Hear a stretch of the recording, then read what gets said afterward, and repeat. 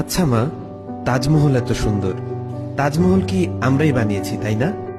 না তো, যিনি বানিয়েছিলেন উনার নাম সম্রাট শাহজাহান, উনি মুসলিম ছিলেন।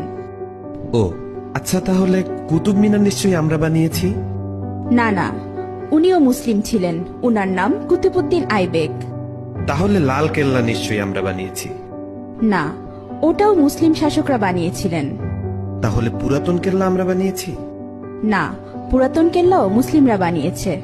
তাহলে চারমিনার নিশ্চয়ই আমরা বানিয়েছি। না, চারমিনারও মুসলিম শাসকরা বানিয়েছে।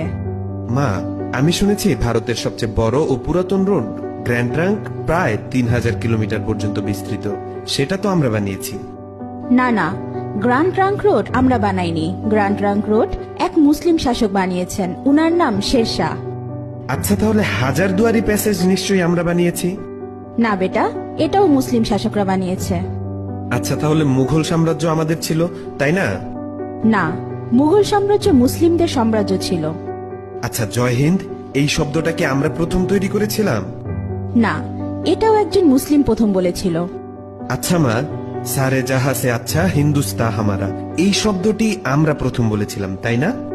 না, এটাও একজন মুসলিম কবি লিখেছিলেন, উনার নাম ইকবাল। তাহলে প্রথম স্যাটেলাইট লঞ্চ নিশ্চয়ই আমরাই করেছিলাম। জি না, ভারত অনেকবার স্যাটেলাইট লঞ্চ করেছিল, কিন্তু প্রতিবারই ফেল হয়েছে। এরপর এপিজে আবুল কালাম আজাদ প্রথমবার সাকসেসফুল ভাবে স্যাটেলাইট লঞ্চ করেছিলেন। উনি না থাকলে আজ ভারত স্যাটেলাইট লঞ্চ করতে পারত না। তাহলে পারমাণবিক অস্ত্র নিশ্চয়ই আমরা বানিয়েছি। না না, পারমাণবিক অস্ত্র একজন মুসলিম আবিষ্কার করেছে, উনার নাম এপিজে আবুল কালাম আজাদ। তাহলে মুসলিমরা না থাকলে আমাদের কি হতো মা? মুসলিমরা না থাকলে ভারত এক অন্ধকারাচ্ছন্ন দেশ থাকতো।